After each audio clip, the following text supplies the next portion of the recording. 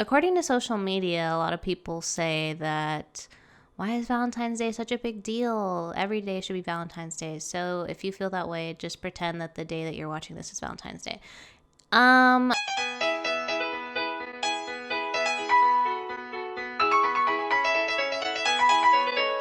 decided, in the spirit of the Day of Love, I don't really know if that's what it's called, I wanted to do kind of a inspired thing of the To All the Boys I've Loved Before film, if you're familiar with the first one. I haven't seen the first one in a few years, but from what I remember, she tells all these people that she loves, like she sends them these letters. You can see the movie if you want. But I was going to do To All the Spurs I've Loved Before, and going through my favorite Spurs throughout the years. I do love them, not in a way that I wanted to marry them or anything, but you know, there's something I care about a lot, the team, the organization. You know, love can come in lots of different forms. Just wanted to disclose that. So, without further ado, I figured I would start with my OG. My first favorite Spur would have to be David Robinson. When I was really little, that was kind of, I vaguely remember seeing Robinson at games. I remember when he announced retirement, because that was the first time I understood the process of that and that happening to people. Robinson actually went up to my dad when I was a baby. I was asking all these questions in the movie theater, and so my dad took me outside, and David Robinson came up to my dad and said that I was a cute baby and had a conversation with my dad. So I don't have any actual evidence of that, but you can take my word for it. He is just a really good person. You know, I've seen him interact with people from time to time. I have a very ugly picture of myself with him. You know, solid guy. Hall of Famer, so on. Well, after my David Robinson phase, I went through this period where I always wanted, like, not everyone's favorite player. For the longest time, I was in love with Robert Orry. He is my favorite all time. He's probably, like, I would say the longest player I had as a favorite. You know, also a good person. I've talked about him in this, I think it's the Virgo video, one of the other videos that I've done. Talk about his foundation, all that other stuff. I just was so obsessed with him. I remember the game that he got ejected. I was there, and I told my parents that because Orry wasn't going to get to play X amount of games after that, I was going to boycott the game. So I remember watching them at the Alamo Draft House, and I would go to sleep. I don't feel like I needed to do that, to go to that extent to support him, because it's not like he knew or anyone really cared, but it mattered to me. I'm glad that he's on the jump now.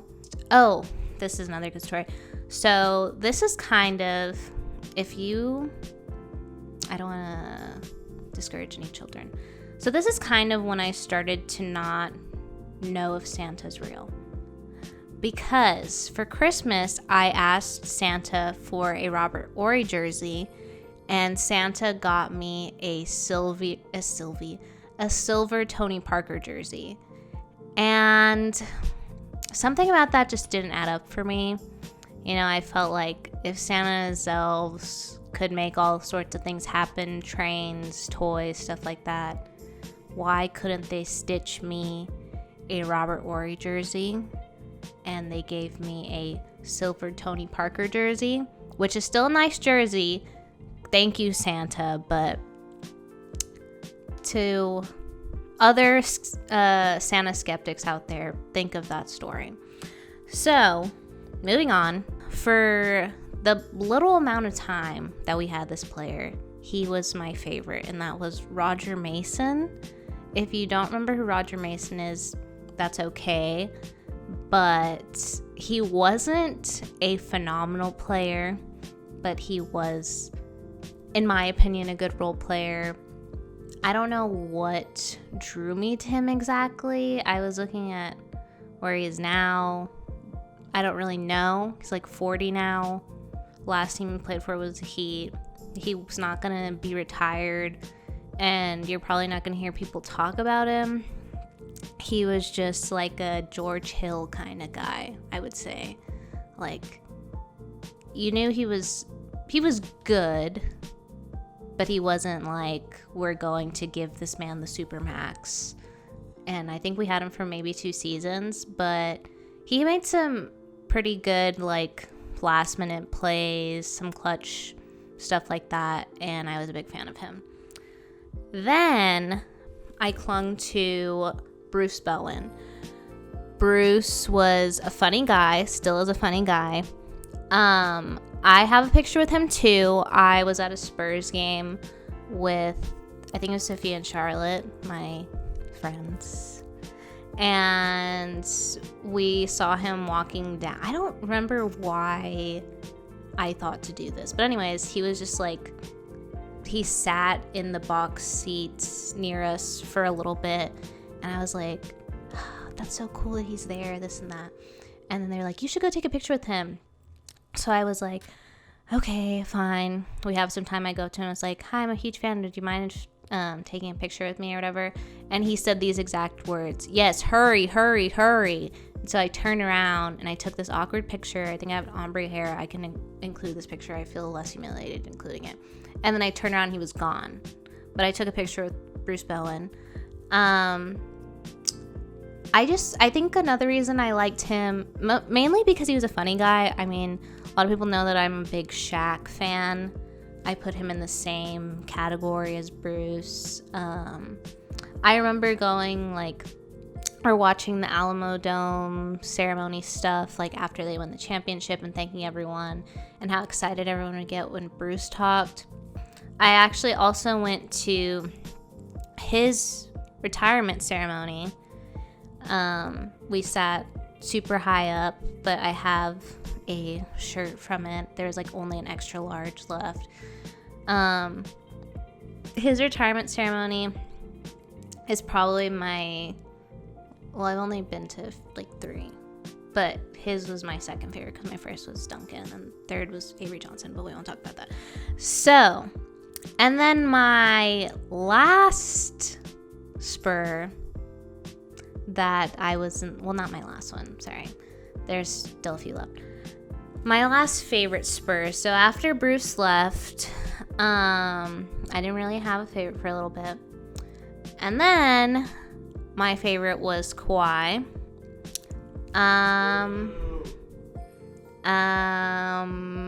I have a poster of him in my room that's still there to this day. I don't think I'm ever going to take it down. I just think that it's funny. It's funny to me when I go home, so I just don't want to get rid of it. Kawhi was just, everyone knows he was the epitome of a Spurs player, and then Uncle Dennis came and ruined everything and ruined my life. I never thought he was going to leave. I even have an Instagram post, and I just remember this. I think it's funny that I posted it, but he was like, I'm going to be in a Spurs jersey for the rest of my life, and I posted it. And because I was, in love with him, never wanted him to leave. Well, he left, whatever. I think that with him, it made me lose a lot of trust. With the current roster, I do love this team. They're super fun to watch. I cannot confidently say who my favorite is because I am just traumatized by the loss of Kawhi Leonard and what that did to me. So I don't really try and pick who's going to be my favorite anymore, only because it kind of sounds like a recipe for disaster sort of thing, a recipe for heartbreak, whatever you want to say.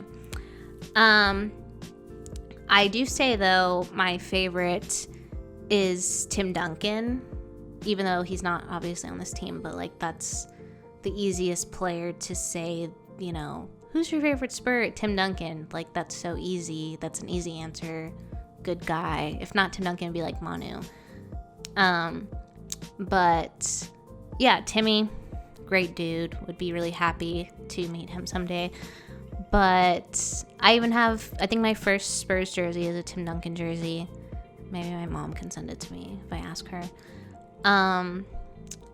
I just feel like that's the only player I can say forever that will be my favorite, will go down in history, whatever, because the consistency will always be there.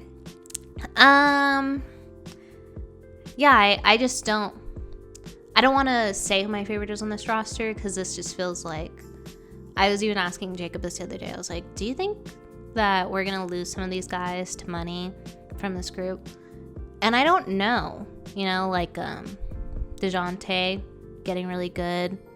You know, maybe some people are going to want to offer more. They tried to take DeMar. Even Keldon, you know, really good. There's a lot of guys that we have on this group that I could see people offering him a lot of money and them wanting to leave. And, you know, Kawhi did that. He wasn't the first, and he probably won't be the last, which is disappointing but true. But, yeah, maybe I will send all my love letters out to all of my Spurs players, and I'm sure that they'll read them, and they'll say, "Aw, thank you, Celeste. That's so nice. Happy Valentine's Day." And I'll say, "Aw, you're so sweet. You know, no biggie." Yeah, that's really it. Hopefully you enjoyed this video. Hopefully you guys are safe and warm. I'm going to be posting this on the Sunday after Valentine, so the weather's probably like not insane anymore, hopefully. I don't know. But this gives me something to do with all this free time that I have since the world is shut down in Texas. So, sorry.